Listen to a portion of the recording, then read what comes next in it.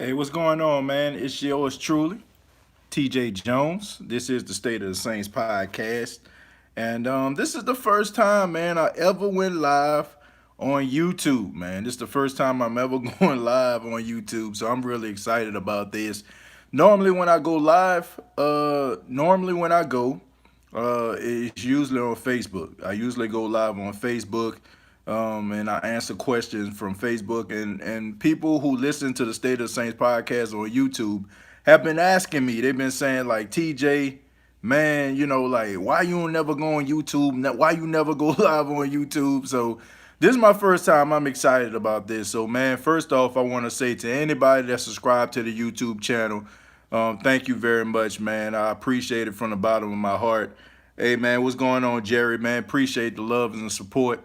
Thank y'all, man. I appreciate it, man. Anybody subscribe to the channel, but I want to talk a little bit about some Saints news, man. I'm also going to be taking some of your questions. So if you have a question for me, feel free to hit me up, man, down below. And if I know the answer, I give it to you the best of my ability. So first off, if you have not checked out the podcast that I put out today about Jadeveon Clowney, please check that out. That was a request of a listener of the podcast. They wanted me to talk about should the Saints trade for Jadeveon Clowney, and I gave my answer, man. So you go ahead and check that out. Jadeveon Clowney, I will say this: he's an incredible athlete.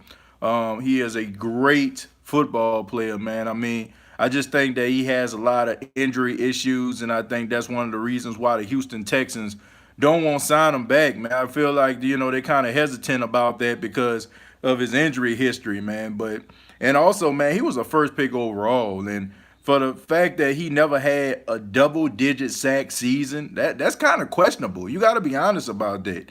You wouldn't want to sign that either. I mean, that would make you second guess signing a guy like that, who is a first pick overall, but yet never had a double digit sack season. I mean, he has 3 Pro Bowls to his I mean, he has 3 Pro Bowls. So I mean, I guess you can chunk that up and put that on as a notch on your belt. But besides that, I just feel like he just I don't know. I mean, I would be hesitant about that. Do you think we should trade? I'm sorry, I didn't see that one. You said, hey, repost that again. I'm sorry, I couldn't see it. Should we trade for who? Uh, and I'm sorry, man, I didn't get the name. So, should we trade for who? I missed the question. Uh, should we trade Dan Arnold? Okay, Dan Arnold. Okay, who gonna want Dan Arnold, man? Like seriously, who wants Dan Arnold, man? Dan Arnold. I don't know, man. I mean, right now he has a reputation, and I hate to say this, but he has a reputation of being a screw up. I mean, you just got to call it for what it is, man. I mean, we all remember that NFC Championship game where Dan Arnold actually dropped the football in the back of the end zone on the third down, man. The Saints had to, kick a field goal. I mean, that goes in the back of your mind. And then you fast forward to preseason. Yeah, he scored a touchdown in the first game, but I mean, the pass that he didn't catch turned into a pick six. So I don't know, man. Like trading Dan Arnold, like who gonna want him, man? Like honestly, I mean, right now, man, you couldn't trade Dan Arnold for a bacon, egg, and cheese McBiscuit. You know what I'm saying? Like he gotta go out there, and he gotta produce, man. Like he hasn't done anything for anybody to want to say, hey, man, I want Dan Arnold, man. Right now, I mean, he just has a reputation of being a screw up. That's just what it is. I mean, I don't want to just destroy Dan Arnold, but you got to call a spade a spade. This guy has for the NFC Championship game and then a preseason game. I mean, he has screwed up twice. So I mean, you got to call it for what it is. But back to Jadeveon Clowney, man. Like I said, I think he's an incredible talent. I think he has a lot of ability. He has 3 Pro Bowls, but no double-digit sack seasons. And I did talk about that. And I answered the question: should the Saints trade for him? I'm not gonna give that away, man. I want y'all to check that out. Check it out if you haven't already. For those that checked out the video, you already know where I stand. Uh, why did the fan cross the road? That's from Bubba Beans. Why did the fan cross the road? There's a rumor that we would trade Andrus Pete. Wouldn't be too bad since Nick Easton is at the main position. Look, I'm about to tell you the truth. All right, I'm about to tell you the truth, man. The reason why Nick Easton is in the Saints uniform, and the reason why, and let me turn this around so I'll be able to see it. I don't know. All right. Do you know why Nick Easton is in the Saints uniform? It's because they want to trade Andrus Pete. Like that's just what it is, man. That's the reason why Nick Easton is there. They wanted to trade Andrus Pete because they're not gonna sign him to a long-term deal. Look, I'm sorry, folks. Andrus Pete is not going to be a Saint after this season. I feel like that's the reason why they end up getting Nick Easton, and they hoping that he plays really well, going into the season or in preseason to a point where teams are ringing their phones asking for Andrus Pete. I mean, Nick Easton is basically just an insurance policy. That's just what it is. So hopefully, Andrus Pete can look good enough that a team will want him. And I think, to be honest, I think Andrus Pete understands what the Saints are trying to do with him. So he's really trying to put his best foot forward to look appealing to other teams. According to sources, Andrus Pete, I mean, they say he dropped like 15 pounds. I mean, he's very muscular now. They're talking about he's moving around really well, and he's probably in the best physical shape that he's been in since he got to the National Football League. So I don't think that Andrus Pete is a fool. I think he understands that the Saints signing Nick Easton is just a writing on the wall. They're not going to get rid of Larry Warford, and we already know Terron Armstead is a beast. Ryan Ramczyk, he's still on his rookie deal, so they only leaves Andrus Pete. So Andrus knows what what the deal is. Yeah, so I think that they're just focusing on him looking really good in this preseason, and maybe even going into the regular season. The team probably going to trade for him. I don't see Andrus Pete being a New Orleans Saint after this season. And I'm going to be honest, I don't think he's going to finish out this season with the New Orleans Saints. I think that somebody is going to call because they're going to need a left tackle or a guard because he can, like that's one thing about Andrus Pete. I mean, that works in his favor. I mean, he plays the left tackle position and he played the guard position. So if a team needs a left tackle, they can easily call up the Saints. And I think I want to give respect and shouts out to the Saints because they are the ones that put him in that dual role. So I think, they realized that maybe Andrus Pete wasn't all that they thought he was going to be. And by putting him in this position, he can be used as trade bait. So that's going to be a good look for him, especially Andrus Pete. Like if a team signs him and they want him to play left tackle, man, he's gonna get the big bucks. Teams, they love their left tackles, man. Like I know a lot of people don't pay attention to it, but two of the highest paid players in the National Football League is the quarterback, and the other is the left tackle, because you need somebody protecting your quarterback's blind side to make sure that they don't get hurt. I actually learned that from the movie The Blind Side, that the left tackle actually gets more, the most money on the team next to the quarterback. I learned that from The Blind Side. So shouts out to Michael Orr. Man, what y'all think about Rashard Matthews, man? I hope y'all checked out that video as well. About Rashard Matthews walking away, chunking up the deuce. Chris Brown style, man, just leaving unannounced. Didn't tell anybody he was leaving, just packed his little raggedy duffel bag and dipped out after the game against the Minnesota Vikings, man. And, he put an Instagram post out. He was talking about why he decided to retire from the National Football League. Me personally, I just think that it was just a cop-out. I just think that he was just afraid to compete, so he used that as an excuse. Okay, Jerry. This the thing, man.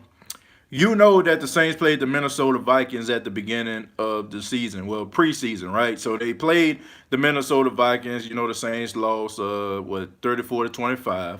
Rashard Matthews, the wide receiver, he ended up like just leaving the team. Like he didn't tell anybody he was leaving. He just packed up his stuff and he just left, man. And of course, the Saints cut him because they had to. Like you can't have nobody on your team, unless you like Antonio Brown or something like that, or Julio Jones. If they walk away, maybe you might call them.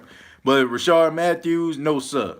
So he ended up getting cut, man, and he put out a post on Instagram talking about why he retired. He talked about the politics of the National Football League. He talked about, these NFL players being brainwashed, how they just go year after year chasing a piece of jewelry that really don't matter. You talked about some of the owners of the team, paying them little percentages, of money that they don't even need. Rashard Matthews, man, I don't know. Like people are saying, like we don't know what's going on in this man's life, but to be honest with you, like man, that ain't the way to do it. Like I just don't believe that a person should just go ahead and just quit like that. Just give up and just quit and just walk away like that. I don't have respect for people like that because you can easily do it differently. Like he could have easily just went into the office and told Coach Sean Payton, Mickey Loomis, or whoever was in there, wide receiver coach Curtis Johnson, look, I've been thinking, and I think that it's time for me to retire. I don't have the passion anymore. I appreciate the opportunity you guys bringing me in, but I feel like I'll be doing your team a disservice. Don't sit up there and just be like, oh man, it's the coach's fault. It's the owner's fault. Like you sound like a punk, man. Like, I'm just being real, man. And somebody on the street right now, man, he took their spot. Just think about that, man. There's a guy right now who probably is not playing or trying out for the New Orleans Saints right now because Rashard Matthews had his spot. If Rashard Matthews would have just said, man, I'm just going to go ahead and retire, it could have been somebody else's spot. So that's the reason why I don't have any respect for Rashard Matthews, man. And look, I know some people are saying, they told me I need to consider, football players and head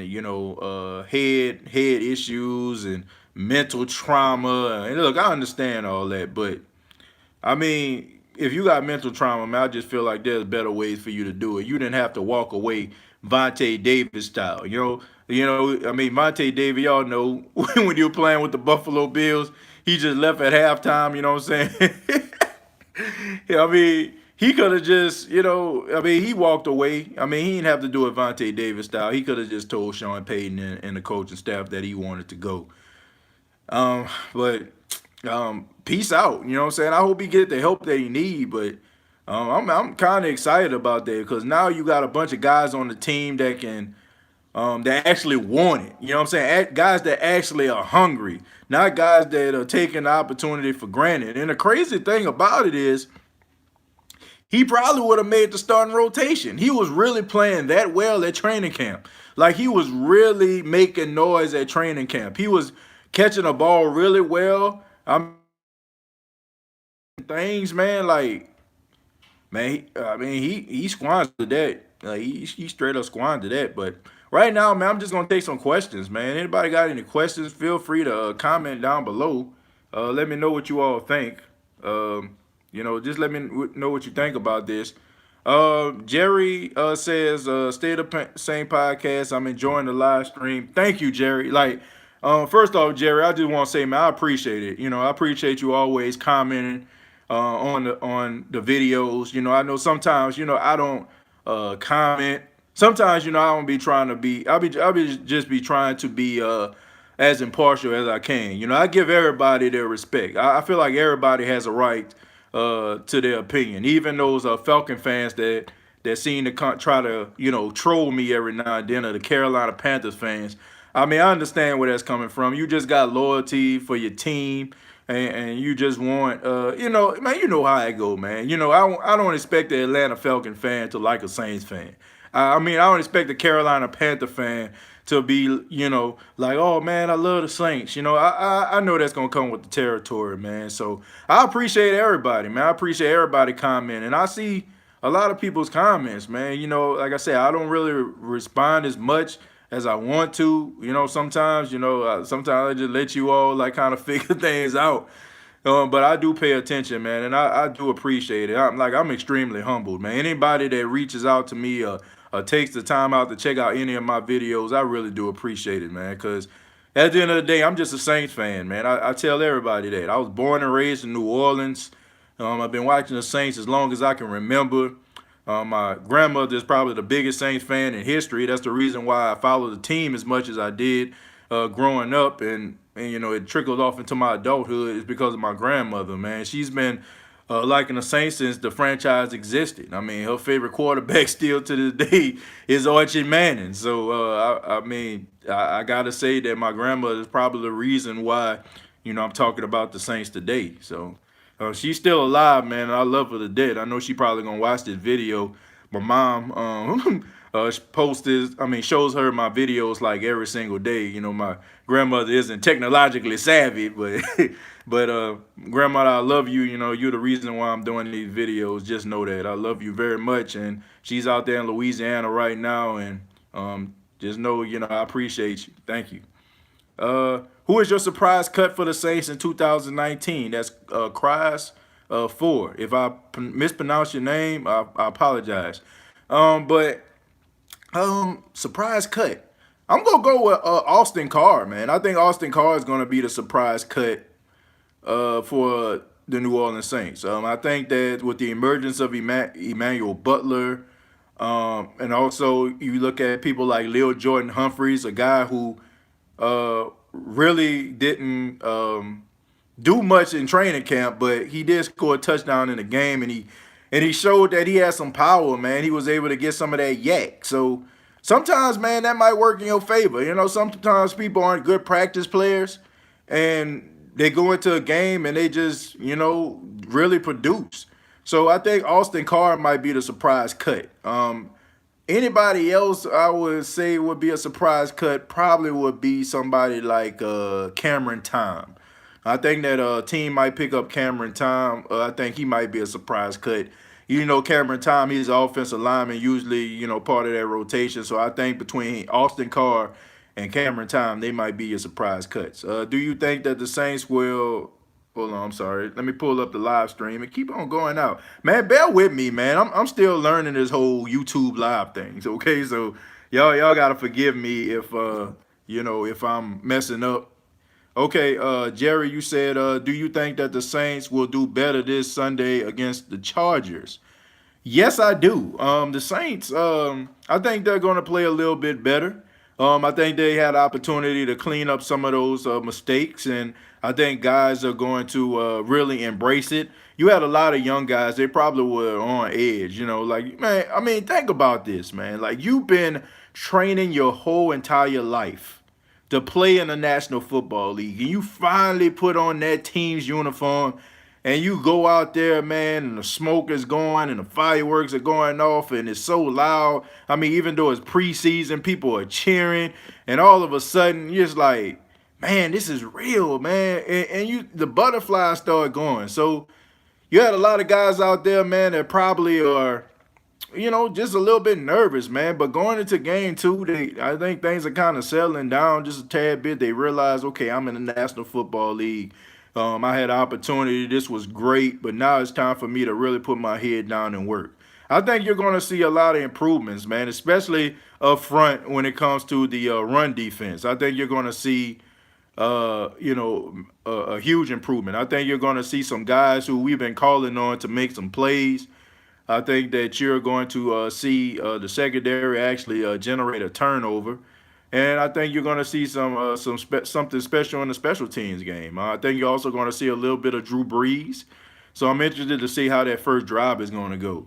And I'm also looking forward to the third and the fourth quarter because I want to see some of these young guys.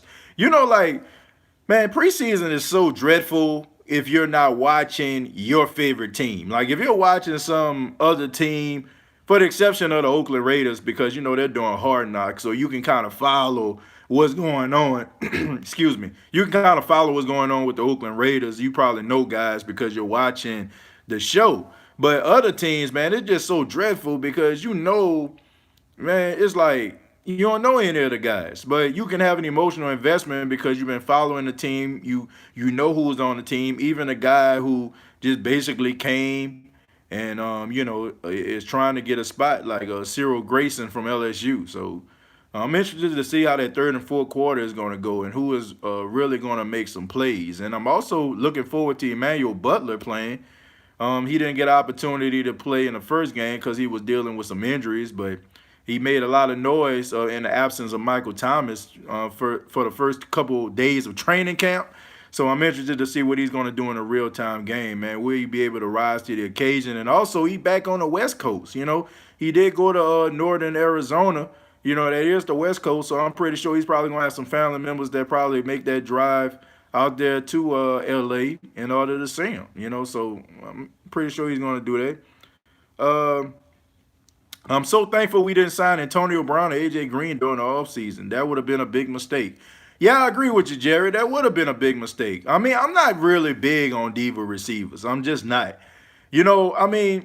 I just like quiet guys. Like when I was, playing football back in the day, when I was in school, one person I looked up to was Marvin Harrison, man. Like I like Marvin Harrison. I know he got a little controversy, for those that don't know about Marvin Harrison, go ahead and check it out. If you don't know what the controversy I'm talking about, but I just love Marvin Harrison the way he played the game. Marvin Harrison just went out there, ran his routes, caught everything Peyton Manning threw to him, caught touchdowns, and then he went go sit at the end of the bench. You know what I'm saying? He ain't never celebrated. He ain't never wanted a whole bunch of attention.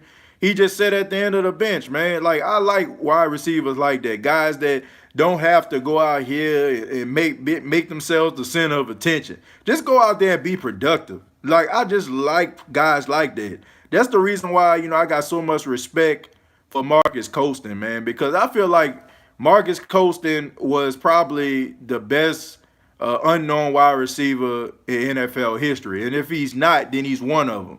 Because Marcus Colston wasn't that guy that made a whole bunch of noise, but he produced.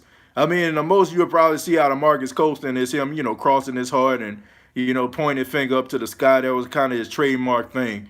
But I got a lot of respect for guys like that because, they don't got to go out here and make a whole bunch of noise, for you to know that they're there. They just go out there for like people like that. The Antonio Browns and the Odell Beckham Juniors, I just feel like, they just do these things for attention. And honestly, that overshadows their abilities on the field. It's like, yeah, they're great. Yeah, they're good. But at the end of the day, people are more focused on the antics more so than the play.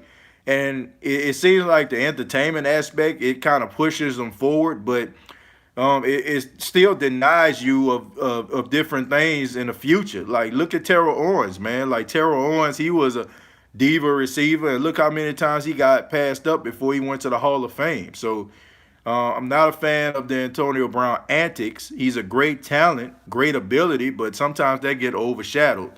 So I'm glad that they're not here either, man. I think somebody asked a question about trades. Let me go back and see who that was. Somebody asked a question about trades. So let me see. I think that was Wine. Wine, shouts out to you, man. You said, should the Saints make any more trades? No. No, they shouldn't make any more trades, man. They shouldn't. Cries 4 says, one more question. Man, you don't have to have one more question. You can ask me as many questions you want, man. I don't care. He said, who is your breakout receiver? Not named Michael Thomas, Traquan Smith, Kirkwood, or possibly Cobbs. Out of those guys, are you asking me to pick out of those guys? I mean, of course, we're not talking about Michael Thomas. I mean, he already done broke out. He's the highest paid wide receiver in the league. As far as breakout, I would say Emmanuel Butler is probably the breakout because he came out of nowhere, man. Great upside. 6'4", 225 pounds, man. You can't teach that. You can't teach that type. You know what I'm saying? That upside right there. So he'll probably have to be my standout. You know what I'm saying? Like Keith Kirkwood, I like him, man. I like his confidence. Okay, I think you're gonna see him be really productive. I think he's gonna take that Lance Moore role. You know what I'm saying? You know how Lance Moore, he was that third down receiver. You know, when you need those 4 or 5 yards, just throw it to Lance Moore. He gonna get you that first down. I think Keith Kirkwood can be that guy.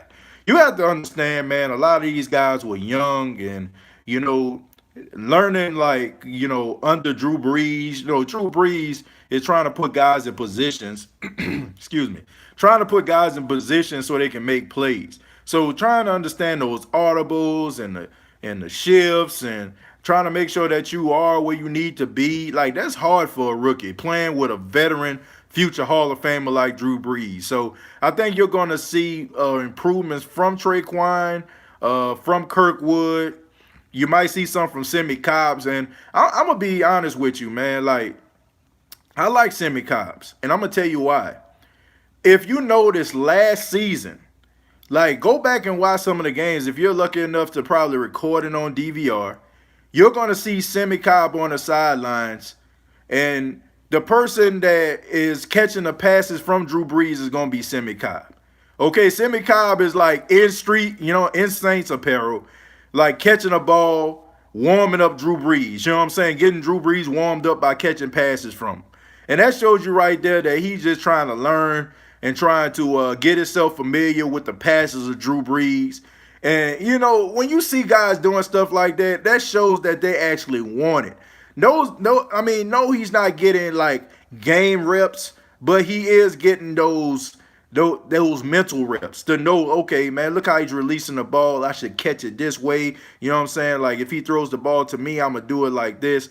I like seeing stuff like that, and I think that is going to take Semi Cobb a long way. I think that Semi Cobb is probably going to be one of those guys that end up on the practice squad once again. I hope the Saints don't cut him because I think he's going to be really good.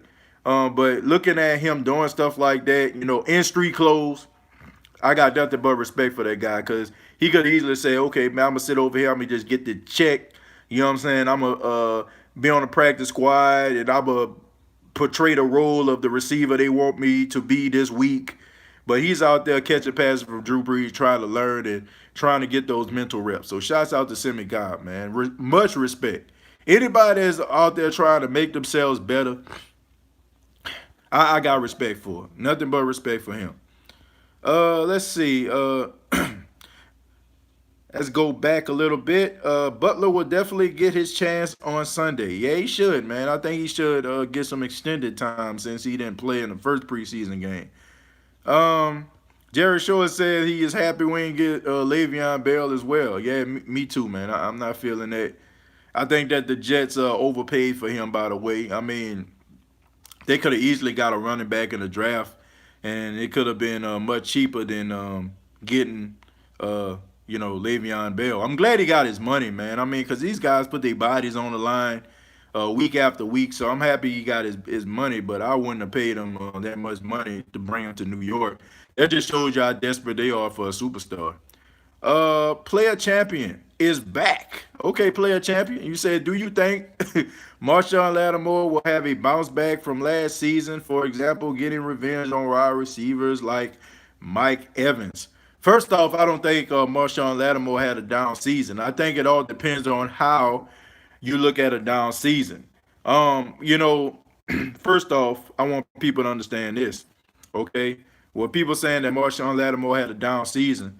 Marshawn Lattimore, in what is going into his third season, if I'm not mistaken, Marshawn Lattimore only allowed 3 wide receivers to score touchdowns on him in the 2 years he's been in the National Football League. Julio Jones, Mike Evans, and Antonio Brown. And if you got those 3 guys on your record, like that ain't nothing, you know what I'm saying, to feel bad about. Okay, this guy's a lockdown corner. And I know he had 4 or 5 interceptions his rookie season. That's because teams didn't really know that much about him. Going into his second year, teams understood, okay, man, this guy's the real deal, so we're going to go and throw on the other side and try to pick apart P.J. Williams and Ken Crawley, or Eli Apple. So I don't think he had a down season, man. I just think that people are comparing his rookie season, his sophomore season to his rookie season, but teams weren't throwing him the football because they realized they could have better success throwing away from him. So he wasn't really a part of the action. So according to Pro Football Focus, he's ranked among the top five cornerbacks in the National Football League. So I don't think he had a down season. I really don't. Will he have a better season than last year? I think so because I think he's emerging as a leader. I've seen some interviews from him. It seems like the light has come on. He's embracing that veteran leadership role, and he's really becoming a mentor to some of the young guys. So I think he's going to have a good season. Uh, Terry, what's going on, man? Larry Williams. Uh, Correct spelling. Good looking out. I don't know what that was about. Let's see. What should the Saints do with Andrus Pete? Extension, trade, or let walk? They should trade him, and I think they're going to try to trade him. That's why I feel like they're trying to put him on display. Look, man, they got Nick Easton, man. Nick Easton, I think he got a 3 or 4 year contract. You're not going to give a guy at the same position as Andrus Pete a 4 year contract if you're expecting to re-sign Andrus Pete, man.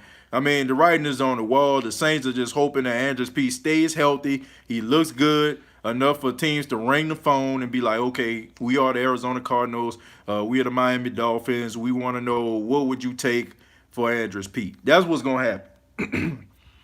uh, Pete just don't do it for me, man. I ain't got no problem with Andrus Pete. At the beginning, like his first season, I ain't gonna lie, he was a little soft. He was softer than cottonelle tissue. But his second and third season, I think we seen the emergence of Andrus Pete. Man, pressing the wrong button. But anyway, Andrus Pete. Uh, I think he got better, man, and I never forget that game against Cincinnati Bengals this past season, man. On that screen, where he just completely wiped out the cornerback to allow Mark Ingram to get that touchdown. I mean, he actually obliterated that cornerback. So Andrus Pete, man, he has a little bit of a mean streak. He started off a little soft. I'm gonna be honest. B Amos 85 says keep pounding. I assume he's a Carolina Panthers fan, and man, good luck to y'all this season, man. Man, good luck to y'all, man. I know y'all defense is good, man, but I know Cam Newton, he was dealing with a shoulder injury last season. I know y'all all chomping at the bit to try to become the NFC South champions once again. But man, y'all, I don't know. I don't know, man. Y'all got a good defense, but do you trust him, man? Like, do you trust him? All right, DJ Moore is going to destroy Lattimore. DJ Moore, like, okay, dude, whatever. DJ Moore is not a bad wide receiver, but dude, I mean, he not really that good. Like, he not like, I don't know what to tell you, man. And also, man, Cam Newton got to throw him the football, right? I'm just being honest, man. I mean, Cam Newton didn't look good last season, bro. Like, Cam Newton, honestly, man, led y'all team in receptions? The Gatorade out of bounds, because that's who he was throwing it to, man. He's not that accurate, dude. Ah, man. For real, man. Like, Cam Newton, like, seriously, dude, like, man, like, man. Like, we shouldn't even be having this conversation, man. Like, for real. Like, Cam Newton got to do something.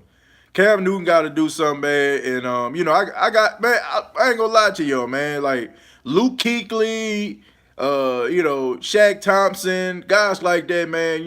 They're the real deal. But at the end of the day, man, I mean, the Saints and the Carolina Panthers, to me, that's the real competition.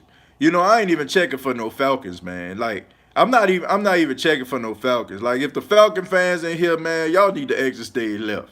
All right, Carolina, okay. Oh, I bet it's always a tough game, man. You always on the edge of your seat, and you probably don't even have no fingernails after the game because you're biting them. You know what I'm saying? Because you're just so nervous about what's gonna happen. But Atlanta, man, sit y'all behind down somewhere, man. Like, seriously.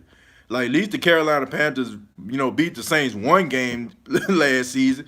Do y'all know that the Atlanta Falcons haven't beat the Saints since 2017? Like, do y'all know that? Like, if you don't know, now you know. But man, good luck to the Carolina Panthers, man. Like, I'm looking forward to seeing some of those games. Like, I always got a lot of respect for the Carolina Panthers, man. I always got a lot of respect for them. Let's see. Yeah, the Falcons, exactly. And you know what? The crazy thing about it is Falcon fans are always like on my feed, like trolling my page. Like, seriously, man, what are they doing? Like, be Amos, I know you're just trolling, man. But like I said, man, good luck to y'all this season, man. Good luck, man. Like, I'm looking forward to some of those Carolina Panther games, man. Like, and as a matter of fact, man, I actually stayed in South Carolina, man. So when the Saints play the Panthers, I'm gonna try to take that 3-hour trip to Charlotte, man. Go check it out. So, let's see.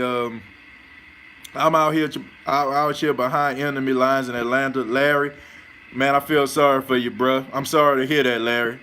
I'm sorry, bro. Like, I'm sorry you have to be surrounded by mediocrity, mediocre quarterback play, sorry red zone efficiency, and failures giving up 25-point leads in the Super Bowl. I'm sorry you're around there, Larry. Like, for real. Like, I'm sorry you have to be around that type of environment, man. I know that's a toxic environment. I wouldn't want to be around it. So, good luck to you out there in Atlanta, man.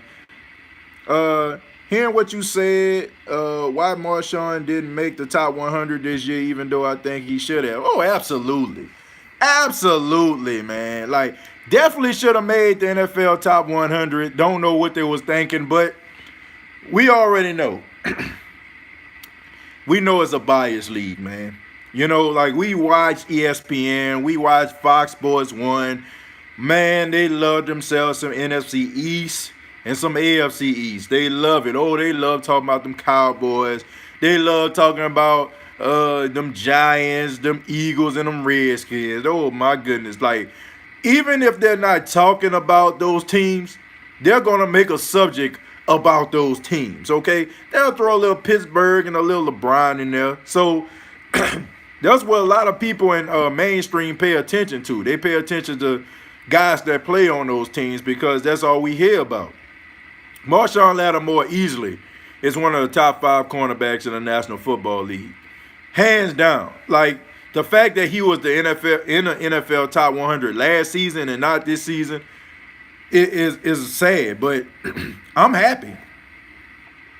I'm happy that he's not in the top 100 because that just put a chip on his shoulder. That's just like with Michael Thomas. Like, Michael Thomas, I think he was like ranked in the 80s. Not this past season. Of course, he was like in the top 20, but he was ranked like number 81 or something like that in his second season, and he was like upset about that. And you see what happened, right?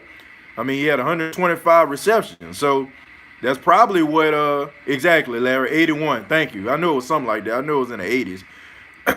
But yeah, man, you know, like, he can use this as fuel. You know, like, he's saying that his peers are saying that he's not in the top 100. So make your peers respect you. You know what I'm saying? Make them put some respect on your name. You know what I'm saying? Like, let them do that, okay? Like, go out there and perform. Like, make liars out of them. I hope that a lot of Saints players, like Demario Davis, Terron Armstead, you know what I'm saying? Like, I hope guys like that, Ryan Ramczyk, I hope they rise to the occasion and make people realize that they made a mistake. You know, I hope the whole team do. Von Bell, too. Shoot. Marcus Williams. Shoot, I hope all of them do. Shoot, make liars out of all them folk, man, for real. Like, I don't care. You know, like, for real. Like, what's the NFL top 100 anyway? You know what I'm saying? What that actually prove? That's just something for us fans to watch and you know, and people, you know, in the media who really don't have much to talk about because the NBA is over and baseball is probably in the middle of the season and, you know, not much is going on. So that just gives them kind of like a little bit of what they call water cooler talk, just to talk, something to talk about. Juan said, I know it's early, but will the Saints make Kamara the highest paid running back next offseason? No. No, man, not happening. The worst thing about the National Football League is the way that they treat their players, man. Like, in reality, man, like Alvin Kamara can be tied to the Saints for like 2 seasons. They can franchise tag him twice. Like, so I think what's going to happen is I think he is probably going to hold out. I hope not, but I think they're going to make him the highest paid running back, probably not next season, but the season after that one. I think so. I think that's probably when it's gonna happen, man. But I mean, he deserved it. Like he deserved it because I mean, he is everything and more, man. He has hands like almost like a wide receiver. I really think if Alvin Kamara wasn't a running back, I still think he'll be in the National Football League as a receiver. I think he probably has some of the best hands for a running back that I've seen in quite some time, man. Like I think the comparison was to Marshall Faulk when he got into the league. I think as far as his catching ability, I think he's a better pass catcher than Marshall Faulk was. Now, he isn't, well, I don't even want to say that. I think he's a little bit more elusive than Marshall Faulk was as well. Like, I think that he is a better version of Marshall Faulk. So, I think that, I think he's going to be a long time, I think he's going to be one of them Saints that's going to retire as a Saint. I mean, because he kind of emerging as the second most popular New Orleans Saint player, next to Drew Brees. I mean, ain't nobody going to take Drew Brees' place. Ain't nobody going to take Drew Brees' place, but Alvin Kamara up there, man. Everybody like Alvin Kamara. I guess they like his demeanor and how laid back he is and how personable he is, man. Like how he just ain't, he's one of those people, they say he walks the streets and stuff like that in New Orleans, and he walks home after games, like he's a personable person. So I think a lot of people like that aspect about him. But I think he is going to become the highest paid running back when it's time for him to get a contract. But I don't think it's going to be next year. Kamara scares when he plays Carolina Panthers. Dude's a beast. Yeah, I mean, he is. I mean, like... Yeah, he always give like the Panthers and the Buccaneers problems, man. But I mean, he give a lot of people problems, man. It's not just that. I mean, he's just so elusive, man. And in the way he gets hit, for his size, man, you would think that he couldn't even absorb that type of punishment. It's almost like his body just goes completely limp or something like that when guys hit him, and he don't really fully, really absorb the blows the way that, that you will probably see a guy at that position take. Like, it always seems like he just so slippery, man. Like, he just slippery, and it's hard to bring him down. And I know people like, man, I know I hit this dude as hard as I could, but, man, he tough. He's really tough. He is what Reggie Bush was supposed to be. Yeah, I guess so. I guess he is what Reggie Bush was supposed to be. But I ain't about to like completely like destroy Reggie Bush, man. Like Reggie Bush was who Reggie Bush was. I mean, he wasn't what we thought he was gonna be, being the second pick in the draft in 2006. But he did bring a spark to the team, man. I can remember a couple games, that Minnesota Vikings game on Monday Night Football when he almost ran back like 3 kicks, and also in the divisional round when the Saints played the Arizona Cardinals. So I ain't just gonna completely destroy Reggie Bush. I mean, but Alvin Kamara, yeah, I would say he's a better New Orleans Saint than Reggie Bush was. But Reggie Bush, he did his thing, man. So I'm not gonna like completely disrespect him. Said I hope Kamara keeps the flexibility to absorb the hits. Look, man, like I don't think you're going to see too much of a change in Alvin Kamara's workload. I mean, I don't think you're going to see much of a change. I think that's the reason why the Saints got Latavius Murray. They got Latavius Murray so Latavius Murray can help with the load. I mean, Latavius Murray was 6'2", about 230, 235. So, the Saints are really going to try to use him. And also Dwayne Washington, man. Like, Dwayne Washington, I think that the Saints are going to use him. So I don't think you're going to just see like Alvin Kamara just out there just getting 20, 25 carries and stuff like that. No, I think that he will, probably have the same type of workload he had last season. So I mean, and also, man, Alvin Kamara, man, you can tell like he been in the weight room, man. It seemed like he gained a little muscle mass, man. So that's good to see. Don't sleep on Latavius. He had a nice showing versus the Vikes. Yeah, I mean, look, I like Latavius Murray. I talked about that. As a matter of fact, like I did a podcast on Latavius Murray.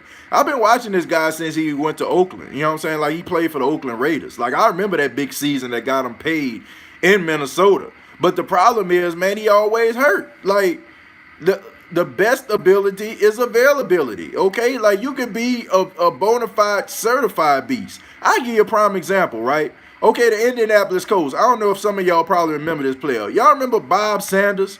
Bob Sanders, the safety. When Bob Sanders was on the field, I mean, this guy was making plays. I mean, he was getting interceptions. This guy was like the Tasmanian devil on the field. But he always was hurt. It was a shoulder here. It was a knee there. It was a neck here. It was a concussion there. You know, like he was never on the field. So he was really good, but he never played because he was always hurt. And that's the same case with Latavius. You know, like Latavius is good. I mean, when he's out there, man, he produces, but it's always this knee injury. It's always that shoulder injury, man. You need that you need to be on the field. Ice Cream, what's up, man? Ice Cream Man 504, man. Y'all check out his YouTube channel, man. I like him. Hey, man, you need to start making videos, man, a little bit more, bro. Like, I like your content. So, shouts out to Ice Cream Man 504. Y'all subscribe to the channel, man. I like the guy. Shouts out to him. Marlon Green, Reed with Washington, same thing. Yeah, Lil Jordan make the roster? I think he is, man. If he keep on playing like he played in the preseason game, week 1, yeah, he will make the roster. Yes, he definitely will, man. Like I said, some people are just good game players. They're not good practice guys. You know, like when you go out there, you put them on the field, they produce, but when in practice, they're just a different guy. So I guess, you know, everybody got they light switch. Some people cut it on in practice and in the game, and some people just cut it on in the game. You know, and I think Lil Jordan, I went back and I watched the game, man, because I don't just watch receivers to see if they can catch.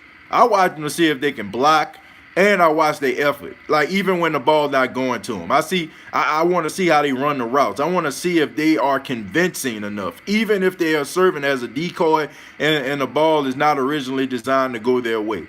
I'm paying attention to stuff like that. I think in a blocking game, I think he did a good job. And I also like the effort that he put towards with his route. I think he was strong with that. So, if he keeps that up, man, yeah, he'll make the roster, man. I think he will. Practice squad. Maybe he will make the practice squad. But hey, if you're on a practice squad, hey, you still can make the team. I mean, injuries happen. I mean, Keith Kirkwood was on a practice squad. Austin Carr was on a practice squad, and they end up playing. So nothing wrong with that. I've been a diehard Saints fan for 24 years. This is from GR3. Keep up the great work. I never miss one of your podcasts. Thank you, man. And like all the way from Bogota, Colombia.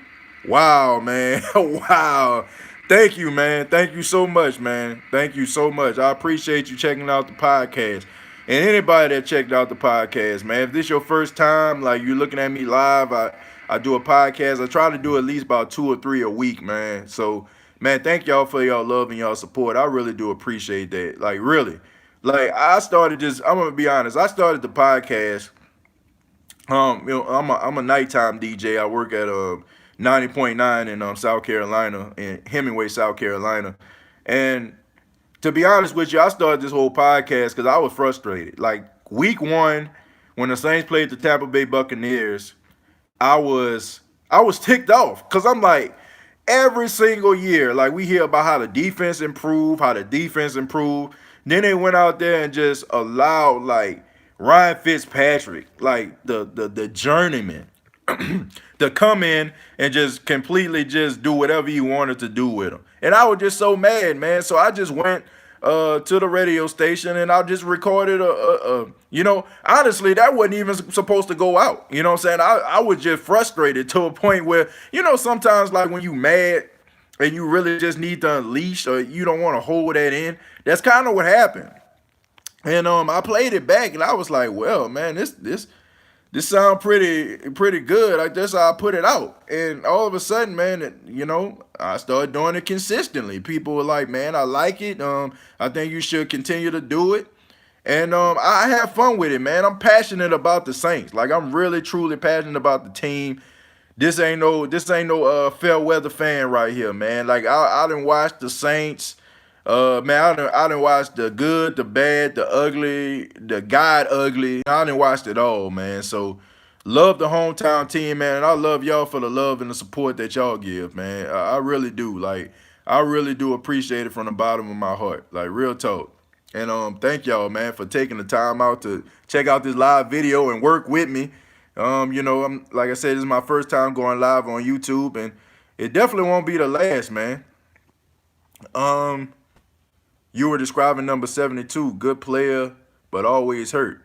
He like glass will break, but I still love him. Are you talking about Terron Armstead, man? Look, check this out, okay? Terron Armstead is always hurt, but according to Pro Football Focus, he's the number 2 best left tackle in all of football. So, I mean, what you gonna do? I mean, left tackle is one of the most, I would say the second most important position in the National Football League. The second most important, okay? Because your quarterback can be Joe Montana, he can be Steve Young, he can be Dan Marino, Drew Brees, whatever. If you don't have no left tackle protecting his blind side, you will never see his greatness. And the Saints understand that Terron Armstead is special. He still holds the record for the best 40-yard dash for offensive lineman at the combine. And when he's on the field, you ain't touching Drew Brees, okay? You not touching him. And injuries do happen. Yeah, they do, man. But at the end of the day, when he's on the field, you know he's there. And the only reason he's not in the top 100 is because he missed a couple games. But when he's in a game, you ain't touching Drew Brees. He not going to let you. Let's see. Yeah, he is solid, man. He definitely solid. And he elite. I will say he is an elite player. Ryan Ramczyk is too. Ryan Ramczyk, Ryan Ramczyk he might go down as one of the best right tackles in football. I'm going to tell y'all how good this guy is. Now, this guy's never gave up a sack yet. What, he going into like his 3rd season? He hasn't given up a sack. Like, I thought that was crazy. Like, he's never given up a sack at the right tackle position. The guy's incredible. He's the reason why the voice of the Saints now is Zach Strief, okay? Zach Strief was given the okay to retire because how great Ryan Ramczyk was. Watch, man, I'm telling you. In a couple of years, Ryan Ramczyk, if he stays healthy, he's going to be one of the greatest right tackles to ever play the game. He's really that good. But he comes from Wisconsin, man. Wisconsin, man. Y'all know all Wisconsin do is run the football. So that's the reason why, the center for the Dallas Cowboys, Fredericks, I mean, he came from Wisconsin. I mean, Wisconsin, they just got a whole pipeline of great offensive linemen. It's just something about Wisconsin, man. They just always generate great offensive linemen. And they also have great defensive ends, because J.J. Watt, his brother T.J., like guys like that, they come from Wisconsin. So shouts out to Wisconsin, man. They always have some of the best offensive line in all of football, and they always have a bell cow running back to come into the league, even though Melvin Gordon, he's softer than cottonelle tissue, and he breaks like China glass. But nevertheless, shouts out to Wisconsin. Let's see, man. Anybody got any more questions? Because we're about to wrap this up. Once again, man, check out any of the videos that you missed. I put out 2 videos. I put out one about Jadeveon Clowney and also one about Rashard Matthews. And I'm also on Instagram. I don't know if anybody's on Instagram, but if you are, man, please follow me on Instagram. TJ Jones _, okay? TJAYJONES _. So check me out on Instagram. Trying to get into Instagram And also, I'll be putting like different videos and different quotes and stuff like that, and interviews from the New Orleans Saints. So if you're on Instagram, just go ahead and check me out, man. Like I'm just starting out, so hopefully you'll be in that number. Uh, man, look, I appreciate you enjoying the show, Christ. I really do, man. Jerry, thank y'all very much. Like I said, man, I see so many individuals that are on this feed right now. I always see you commenting, and I appreciate that from the bottom of my heart. I'm gonna continue to, keep on doing this, man. I'm gonna keep on doing it, giving you all Saints news, and just giving you my perspective, about the black and gold. And if any news comes out, I'll make sure that I talk about it. And if you got any questions, feel free to inbox me. You can hit me up at State of the Saints podcast at gmail.com, State of the Saints at gmail.com. Okay, State of the Saints at gmail.com. So if you got any questions or even like show topics, like the one about Jadeveon Clowney trade, that actually came from someone, like somebody asked me to do a podcast on that. So that's the reason why I ended up doing it, man. I want to make sure that I give you all a show that you can enjoy, and I understand, like, I know some people, man, they get on YouTube, they start like getting people to watch them, and they like, they start feeling themselves. That ain't me, you know what I'm saying? Like, I understand, like, I would not be, doing these videos and without the support of you all. So this is a podcast for you. So if you have an idea, man, go ahead and, hit me up. Let me know about it. Let me know what you think, and feel free to comment as well. So this has been the State of the Saints podcast live on YouTube. I'm going to try to do this once a week. I'm going to commit to once a week because I don't want to say, I don't want to say I'm going to do it 2 and I'm going to do it 3. I'm going to commit to this once a week, okay? Talking about the Saints, okay, and taking your questions. So this has been the State of the Saints podcast, and if you have not, please subscribe to the YouTube channel. And also, if you're on Facebook, go to facebook.com, search the State of the Saints podcast, and follow the State of the Saints podcast Facebook page, okay? So till next time, all I have to say is, who dat? Peace.